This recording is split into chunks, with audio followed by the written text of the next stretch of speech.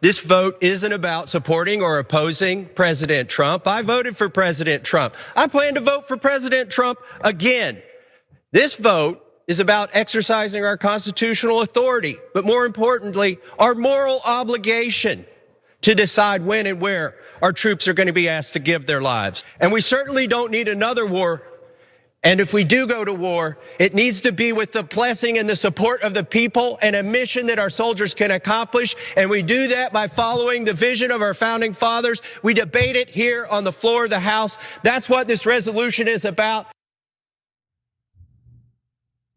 5 years ago, GOP Congressman Thomas Massie was one of 3 Republican representatives that supported a resolution to stop Trump from taking military action against Iran without congressional approval. Now that our special ally Israel has waged war with Iran, Massie is urging opposition to war again. Massie is one of the most outspoken Republicans in urging the president and Congress against further US military action abroad, and he is consistent about this, to his credit. He posted this to X yesterday. "This is not our war, but if it were, Congress must decide such matters according to our Constitution. I'm introducing a bipartisan war powers resolution tomorrow to prohibit our involvement. I invite all members of Congress to co-sponsor this resolution." Now, Cenk, before we get into the details and the reactions, what are your thoughts on this? Oh, thank God. So we should all be helping them. In fact, you know what? I'm gonna go to it later in this story. I'm gonna tell you how you can help them. So we'll talk more about it with Dave Smith at 8 o'clock Eastern tonight too. But I want to get you started on helping this movement that has organically started in Congress. Bernie's a big part of it, and the co-sponsor for Tom Massie is Ro Khanna. You see that? That's actual bipartisanship. A Republican with principles and a Democrat with principles who are both against war, saying not on our watch. Now, of course, the great majority of Congress is bought by AIPAC, but we have a plan for that. I'll tell you about that in a minute. Yes, Ro Khanna also very consistent on this, not just with Iran or Gaza, but also with Yemen. And he posted this: "No war in Iran. It's time for every member to go on record. Are you with the neocons who led us into Iraq, or do you stand with the American people? I'm proud to co-lead this bipartisan war powers resolution with Representative Massie that is privileged and must receive a vote. The text of the resolution states, Congress hereby directs the president to terminate the use of United States armed forces from hostilities against the Islamic Republic of Iran or any part of its government or military, unless explicitly authorized by a declaration of war or specific authorization for use of military force against Iran." It clarifies, though, that the resolution should not be used to disrupt intelligence gathering or the sharing of intelligence between the United States and any coalition partner if the president determines such sharing is appropriate and in the national security interests of the United States. Key Democratic representatives have already signaled their support to back the resolution, including AOC and Rashida Tlaib. AOC said, signing on. You see that here, Rashida Tlaib. "I look forward to supporting this war powers resolution. The American people aren't falling for it. Again, we were lied to about weapons of mass destruction in Iraq that killed millions and forever changed lives. It's unconstitutional for Trump to go to war without a vote in Congress." Representative Don Beyer has also stated he would sign on. As of right now, though, no other Republicans have co-sponsored the resolution. We will see if there is meaningful bipartisan support as it develops, but over in the Senate, Senators Bernie Sanders and Tim Kaine have already introduced 2 different but similar resolutions. Yesterday, Bernie released a statement introducing his legislation prohibiting the use of federal funds for any use of military force in or against Iran, with the exception of self-defense. He posted here, "Tonight I introduced legislation to stop Trump from leading us into an illegal war with Iran. Another war in the Middle East could cost countless lives, waste trillions more dollars, and lead to even more deaths, more conflict, and more displacement." The following senators are joining Bernie on the legislation: Peter Welch, Elizabeth Warren, Jeff Merkley, Chris Van Hollen, Ed Markey, Tammy Baldwin, and Tina Smith. Senator Tim Kaine, as we mentioned earlier, filed a separate resolution, but with the same premise of enacting a war powers resolution. Kaine led the charge with an almost identical resolution back in 2020, which passed in both the House and the Senate, but was vetoed by Trump and failed a veto vote in the Senate. In a statement regarding his most recent resolution, Senator Kaine stated, "It is not in our national security interest to get into war with Iran unless that war is absolutely necessary to defend the United States. I'm deeply concerned that the recent escalation of hostilities between Israel and Iran could quickly pull the United States into another endless conflict. The American people have no interest in setting service members to fight another forever war in the Middle East. This resolution will ensure that if we decide to place our nation's men and women in uniform into harm's way, we will have a debate and vote on it in Congress." Kaine stated earlier today that he didn't have any co-sponsors ready to announce, but quote, "I definitely have interest." According to a new Economist and YouGov poll released earlier today, like Cenk mentioned in the last block, only 16% of Americans back US involvement. 60% say the US should not be involved. 24% were unsure. And the numbers are pretty similar when you get into party affiliation. Just 15% of Democrats believe the US should get involved, and 23% of Republicans agree. More than 60% of Democrats, however, and more than 50% of Republicans believe the US should not be involved. Among Trump voters specifically, 19% believe the US should get involved in the growing conflict, while 53% believe we should stay out of it. Another 28% said they were unsure. But does Trump care? No. "I have not reached out to Iran for peace talks in any way, shape, or form. This is just more highly fabricated fake news. If they want to talk, they know how to reach me. They should have taken the deal that was on the table. Would have saved a lot of lives." Cenk, you know what would have saved a lot of lives? Not ripping up the deal that was already in place simply because Obama did it. I'm going crazy here. Yeah, so that's definitely true. And that deal was perfectly fine. We'd stopped their uranium enrichment program entirely. Everybody was happy with that deal except Israel. And Israel didn't like the deal because it was a good deal. And it's prevented war, and they've been wanting war since 1995. We already showed you the clip of Benjamin Netanyahu since 95 to now saying, "Oh, it's imminent. Iran's got to get a nuke any day now, any week now," right? So they've been lying about this from day one. That's why they were furious with Obama that he made a really good peace deal with Iran that prevented them from having nukes. And he's like, "What are you doing? You're going to take away my excuse to drag you guys into this war to knock out one of my regional rivals so I can dominate the Middle East and take more Palestinian land." And if you think that's conspiratorial, well, it's a conspiracy that's out in the open now because the Israeli cabinet voted to take Gaza for Israel. Oh, but there's nobody to fight back. There's no Hamas is gone, Hezbollah is gone, etc. You can say those are terrible organizations, but Israel wanted all of them wiped off the face of the earth, and now wants Iran wiped off the face of the earth. They wanted Iraq wiped off the face of the earth. Why? So they could completely dominate, and no one can complain when they take Gaza, West Bank, Western Syria, Southern Lebanon, and set up Greater Israel. And they have maps of Greater Israel in their cabinet. So it's not like they're hiding it. They talk about Judea, Samaria, etc., and how it's theirs. So this is an aggressive imperial empire, but they don't want to pay their own bills. They want to make us pay their bills. We've already given them $311 billion in adjusted inflation adjusted numbers.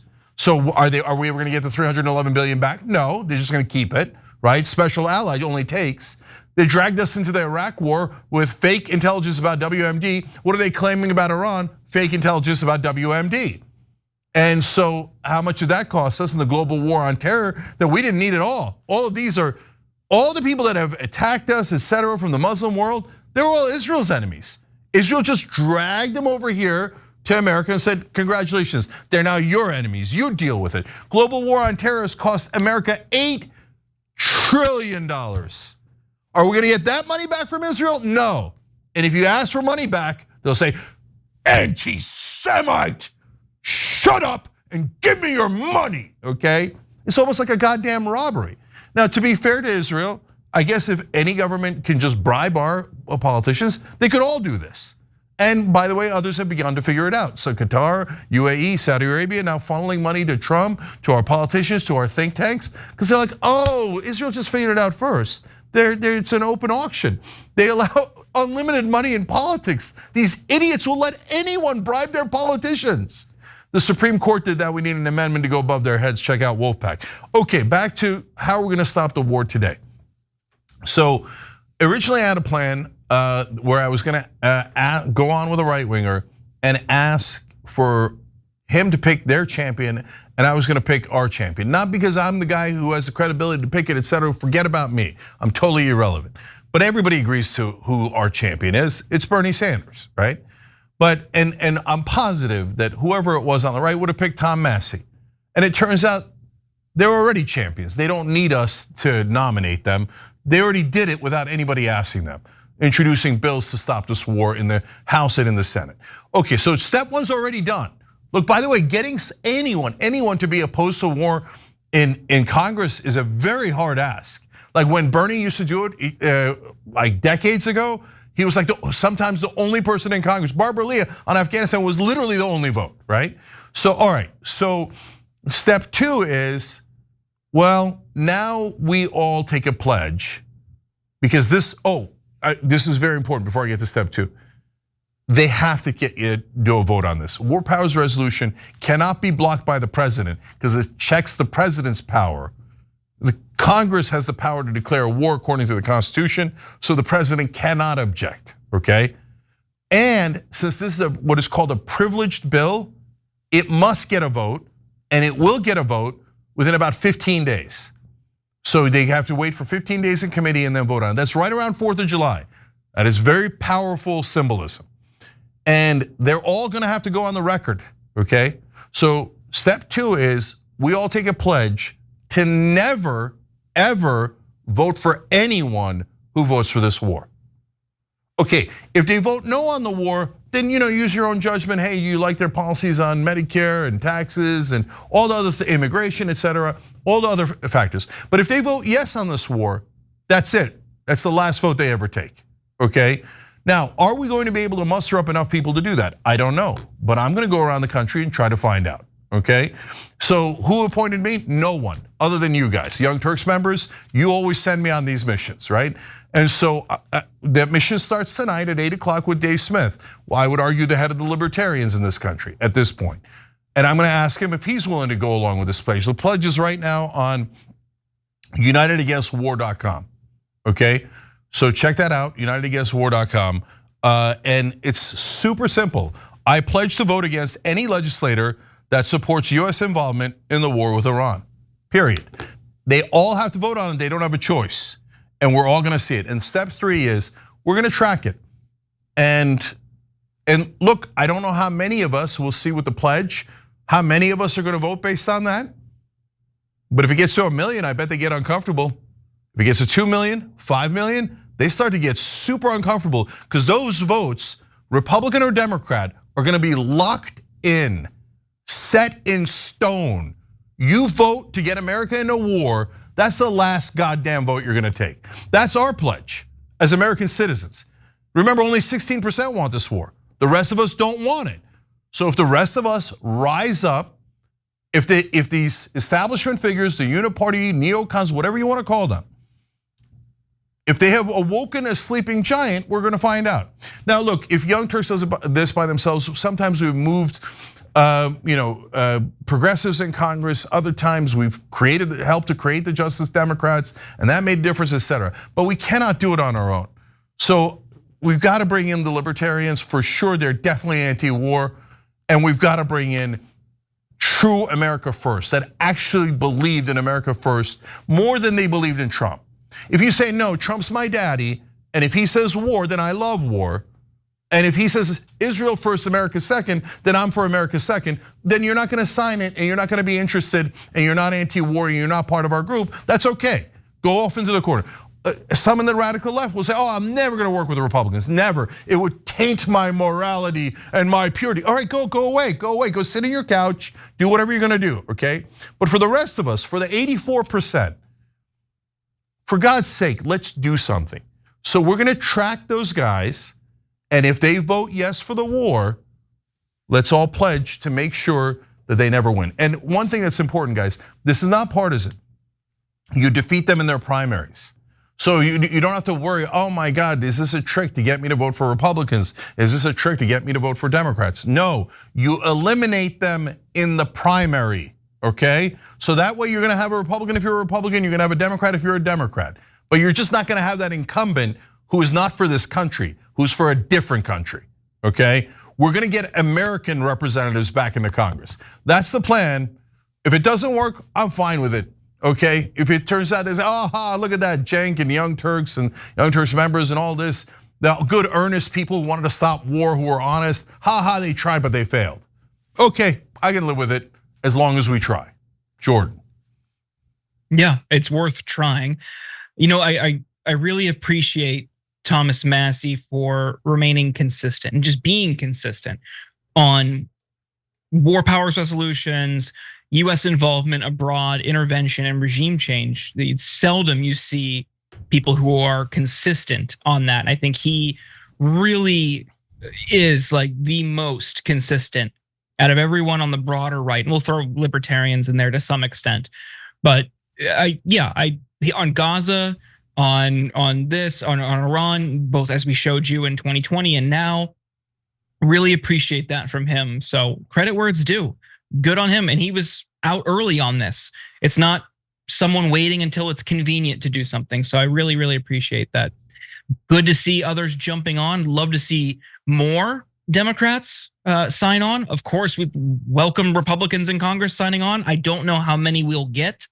But yeah, I think hanging this around their necks is good, not just for hopefully preventing war now, but also down the line when some of these inevitably seek potentially the presidency, or if they're in the House, a Senate race.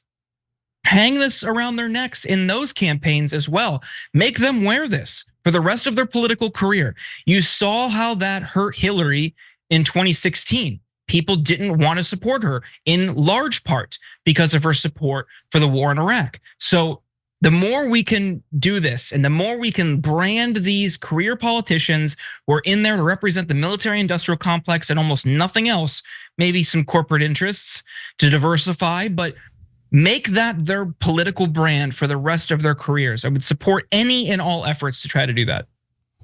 Yes, and look guys, the most important part of the plan is you have to vote against them. If they get away with this, they're basically saying, it's not a democracy anymore. It's not your country. Whichever government comes in here and whichever corporation comes in here and bribes us, and we're told all of us are open for bribes. They are, they literally take billions of dollars in bribes, which mainstream media calls campaign contributions, because it largely goes to them when they spend ads in mainstream media, right? When they buy those ads, the media is the beneficiary of all that corruption. So that's why mainstream media never tells you about it, right? But any corporation and any government can buy these guys.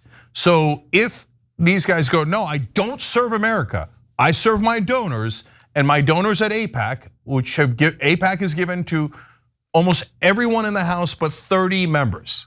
So they control, and if you're in mainstream media and you say, no, giving a couple of $1 million to a congressman doesn't mean you control them.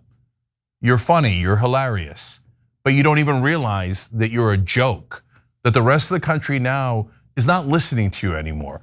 We think that your guys are disgusting propagandists, telling us, no, politicians are so honorable, they'd never be affected by millions of dollars. What kind of a fool says that, let alone a so-called reporter? So we're not listening to any of that garbage anymore. So if they vote yes for this, there has to be accountability. You're the accountability. That's why I'm calling this Operation Consequences. You take that war vote to drag America into yet another senseless war in the Middle East, and there's going to be political consequences. Every time you ring the bell below, an angel gets his wings.